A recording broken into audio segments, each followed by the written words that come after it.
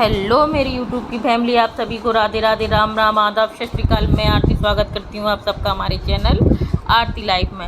और आज हम आप लोगों को बताएंगे कि हम औरतें, स्त्रियाँ मायके से ससुराल और ससुराल से मायके बुधवार के दिन क्यों नहीं जाती हैं। और किसी किसी को पता होगा और किसी को पता भी नहीं होगा। तो आज बताते हैं कि हम लोग मायके से ससुराल और ससुराल से मायके क्यों नहीं जाते हैं। एक लड़का था मधुसूदन नाम का, उसका एक संगीता नाम की लड़की से शादी हुई।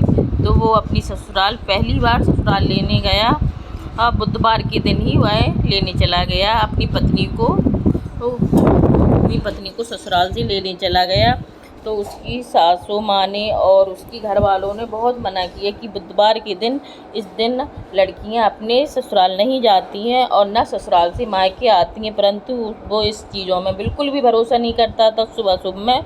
तो वो अपनी पत्नी को लेकर आ गया और वह बैलगाड़ी से आ रहा था। तो उसकी जैसे ही बीच में बैल चला तो उसकी बैलगाड़ी का पहिया निकल गया और उसका बैलगाड़ी का पहिया टूट गया। तो फिर वो पैदल चलने लगा और वह पैदल चलते चलते बहुत दूर निकल गया। तब उसकी पत्नी को प्यास लगी तो वो कहने लगी हमें बहुत ज़ोर से प्यास लगी। तो एक नीम का पेड़ था तो उसके नीचे उसने कहा तुम बैठ जाओ, हम पानी लेकर आते हैं। तो वो गया और पानी लेने के लिए गया। और जैसे ही वो वहाँ पर आया तो उसने देखा कि उसकी पत्नी के साथ बिल्कुल उसी के जैसा एक आदमी बैठा था। तो वो देखकर डर गया। उसने कहा कि ये कैसे हो सकता है कि हम तो पानी लेने गए थे तो ये कौन आ गया। और पत्नी ने भी देखा तो वो भी बिल्कुल डर गई। उसने सोचा कि अब हमारा इस वैसे पति कौन है।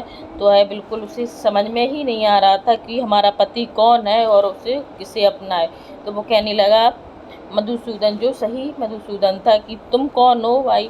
उसने कहा नहीं, ये हमारी पत्नी है और हम अपनी ससुराल से लेकर आए हैं। तो कहने लगा कि नहीं, ये हमारी पत्नी है। दोनों में बहुत ज़्यादा झगड़ा हुआ। तो उसे समझ में ही नहीं आ रहा था कि उसकी पत्नी को कि असली मधुसूदन। उससे बहुत सारी भीड़ लग गई। तो यह फैसला राजा के पास गया। तो वह दोनों राजा के पास गए, तीनों लोग राजा के पास गए।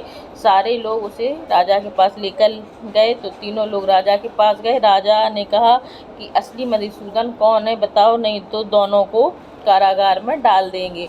तो वह समझ में ही नहीं आ रहा था और वह जो असली मधुसूदन था वो डर गया। उसने कहा कि हम असली हैं लेकिन हमें समझ में नहीं आ रहा है कि यह कौन है। फिर ऊपर से आकाशवाणी हुई कि बुद्ध महाराज ने आकाशवाणी की कि ये आज बुधवार के दिन अपनी पत्नी को लेकर आया, जिसका यह फल है।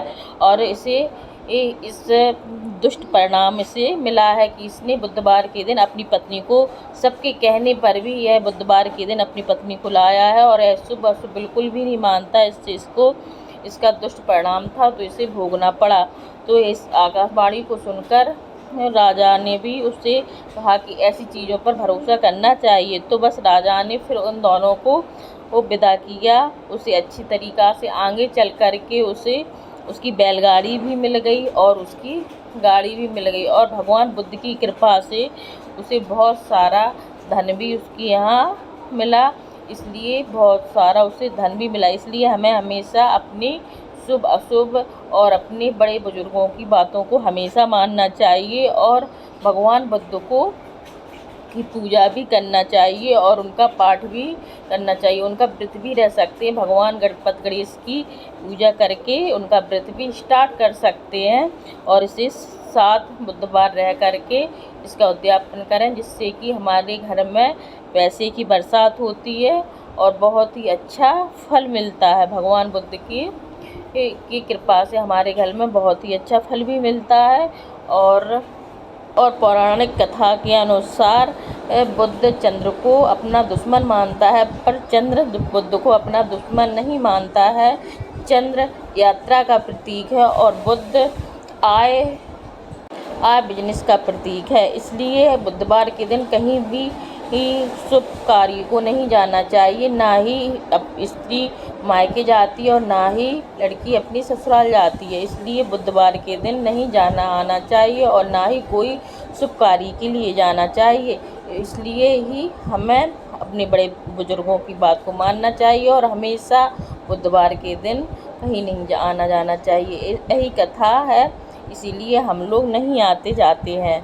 तो आज की आपको हमारी कथा कैसी लगी ज़रूर बताना, और आपको आज की हमारी कथा पसंद आई हो तो प्लीज़ हमारे वीडियो को सब्सक्राइब करें, लाइक करें और शेयर करें। कमेंट में ज़रूर बताएं कि आज की हमारी कहानी आपको कैसी लगी और इस चीज़ से आपको क्या शिक्षा मिली। Thank for watching my video. Thank you. अब मिलेंगे अगले वीडियो में, तब तक के लिए